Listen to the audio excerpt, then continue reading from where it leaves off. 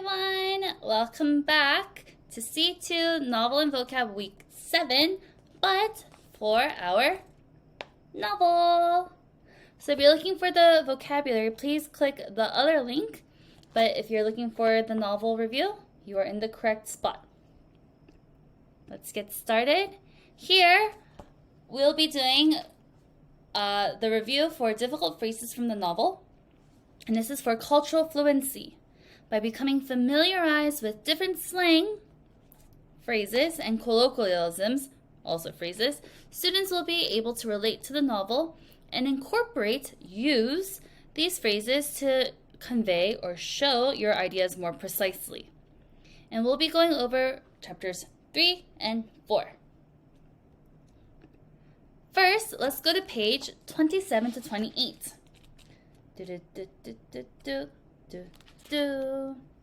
27 through 28. This is the whole part when Harold is talking for a very long time about when he ate a green candy. The sour green candy, right? Sorry. So, it says, I always say there's no accounting for taste. For instance, I remember one evening when Mr. Monroe picked some of his sour balls out of a bowl by his chair and dropped a green one on the floor. He didn't notice as it rolled across the room, and now page 28, and it landed near my nose. I decided this was a perfect opportunity to try one for myself. I placed it in my mouth and wished immediately that I hadn't. And then in the quote here it says, as the tears started running out of my eyes, I thought, what's wrong with my mouth? It's turning inside out. Mr. Monroe immediately noticed that something happened. What's the matter, Harold? Are you looking for someone to kiss? Help, help, I wanted to cry, but all that came out was ooh sounds, and I oohed for days. So here, one thing that I want to review very quickly before I go over the top. Why do you think Mr. Monroe asked Harold, you want someone to kiss? Yes, it's because Harold kept going, ooh, ooh. He's howling, and so his mouth and lips are like, ooh, right? So he's like, you want something to kiss? But what does it mean here? It's turning inside out. Have you ever eaten anything that was sour and you're like, ooh, ugh? As you can see here in this picture. This phrase is used metaphorically to describe a feeling of extreme emotion and distress. So here, Harold's mouth is not actually turning inside out where his mouth is going like this, right? It's not like that. But they're trying to show an idea that their emotions of the sourness and that they hate it so much is so intense that it feels like that it's happening in their mouth. Obviously also because of the sourness.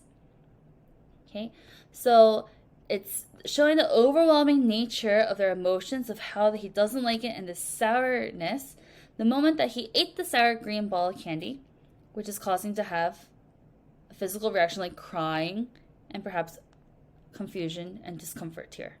It's turning inside out. It doesn't really mean his mouth is turning inside out. Not like that. Okay, let's go to page 31.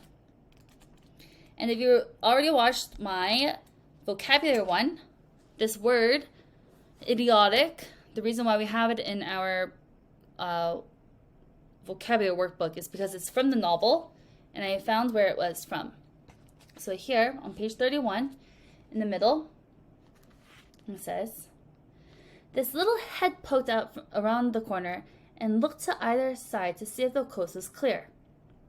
Then, guess who came bouncing out all by himself with that idiotic grin of his plastered all over his face? Who are we talking about here? Who is this person or thing that has this idiotic grin of his plastered all over his face? Yes, it's Bunnicula. Because he was saying that he saw Bunnicula coming out of the kitchen, right? So this idiotic grin of his plastered all over his face. It's just saying like a mischievous grin. But he didn't like it here, Chester, because he was trying to, spy on him, but he was just trying to see that Bunnicula just had this big old smile. Okay? It's a silly smile on his face that didn't go away. And what it means to be plastered means that it's kind of like it's like glued on his face. It won't go away.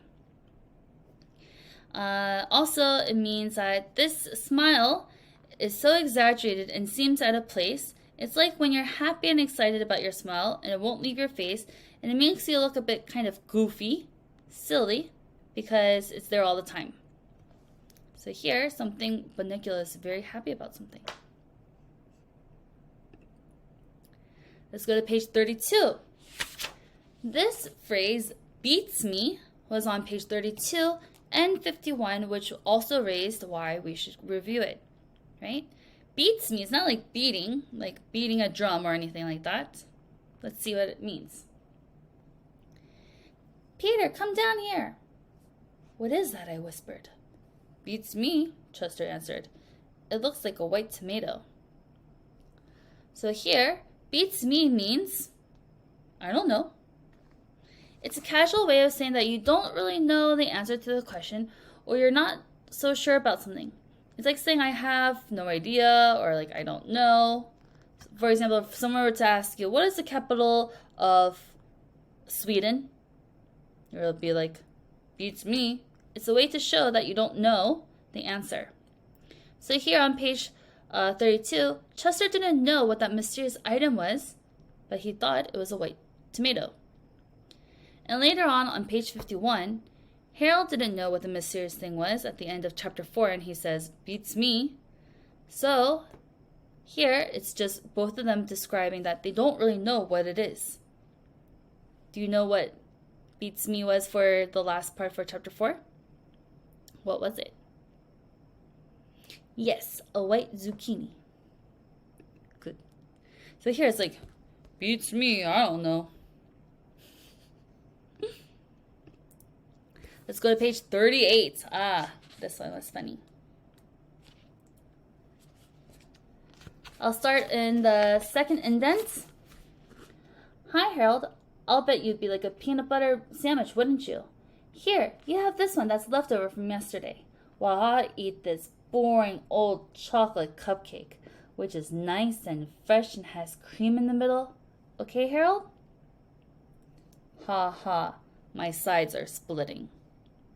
So here Toby is talking to Harold and saying, here, I'll give you this peanut butter sandwich from yesterday, and I'll eat this chocolate cupcake.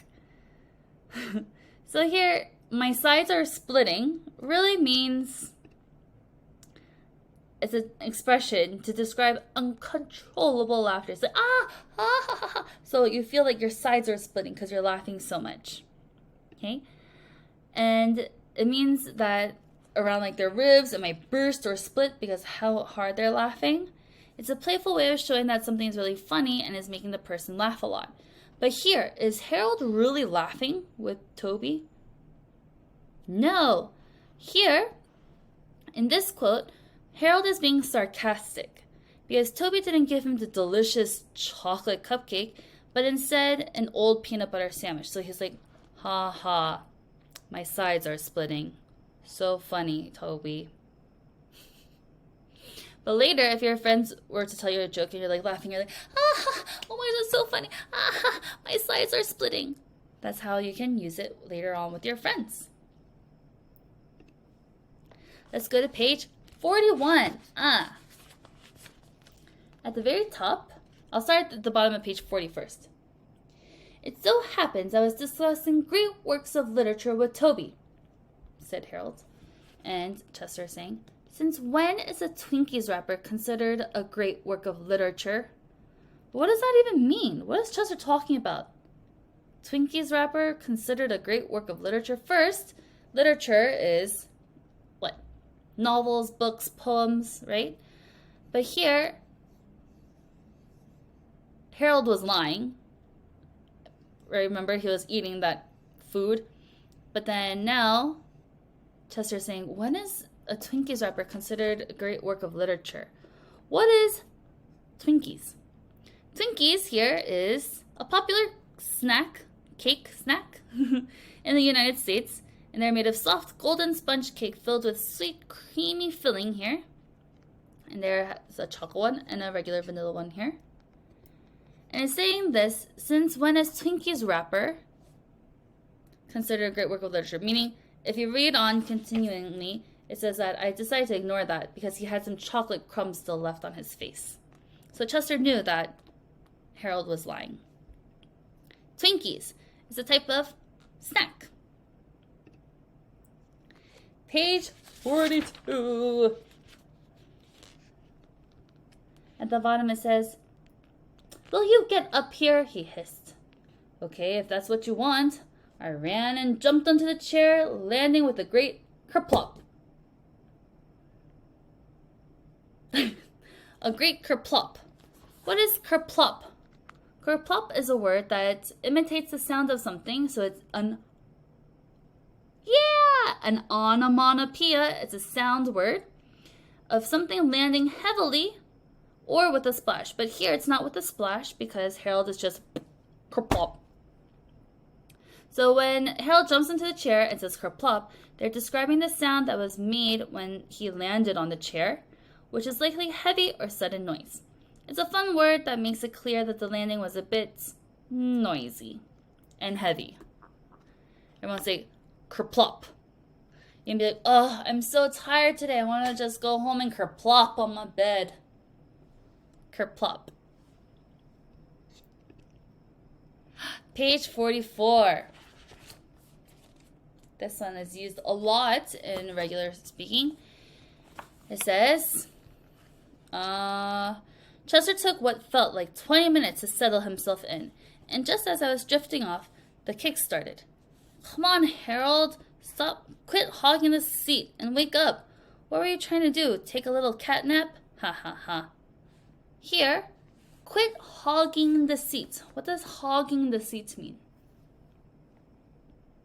Yes, it basically means that someone is being rude or selfish by not leaving enough space for someone to sit comfortably and not letting others have a turn. So here, quit hogging. So stop taking up the whole seat. Quit hogging it. The phrase hogging is likely to come from a concept of a hog, which is a pig, being known to be greedy and taking up more than what is fair share of food and space. So when they are hogging the seats, they are behaving metaphorically like a greedy hog, taking up more of the seating area than necessary. Okay? Quit hogging the seat. So say that you are on a chair with a friend, and then they're sitting half and you're sitting half, and you're like, "Oh, quit hogging the seat. I can't sit here." But really, only one student should sit on one chair. But say that you're on a couch then. Or a friend is laying down on the couch. You're like, quit hogging the couch. Meaning, stop taking so much space. I want some space too. And I think that is it. So let's go over the ones very, very quickly again. It's turning inside out. It's turning inside out. So not his mouth is turning inside out. It's just like so sour. It's like making that face. Idiotic grin of his plastered all over his face. He had a very big smile on his face, meaning Bunnicula, when he was coming out of the kitchen. Beats me, meaning, I don't know. My sides are splitting. Aha, so funny, my sides are splitting. Twinkies is a type of snack. Very unhealthy. And a great kerplop. Kerplop. A sound word, an onomatopoeia for a big, heavy plop or fall. And quit hogging, meaning stop taking up so much space. Give me some space. Stop being so greedy. Okay? So, as we review these words, I know in the video before I went over a lot more about what happened in the story, but that is more so for you to be doing and what you should be reviewing with your teacher in class time. So here I will just be going over quick little phrases, but we'll see if you guys need more story review. Maybe we'll change it up next week and add some more review. Okay? Remember to review the whole book again, chapters 3 through 4. Review it before your class and be ready to answer lots of questions and participate. Okay? Share with your teacher that you reviewed some of these phrases by yourself at home, and why don't you share with your teacher also and other classmates if they haven't watched, okay? All right, thank you for joining me again. I'll see you guys next week. Bye!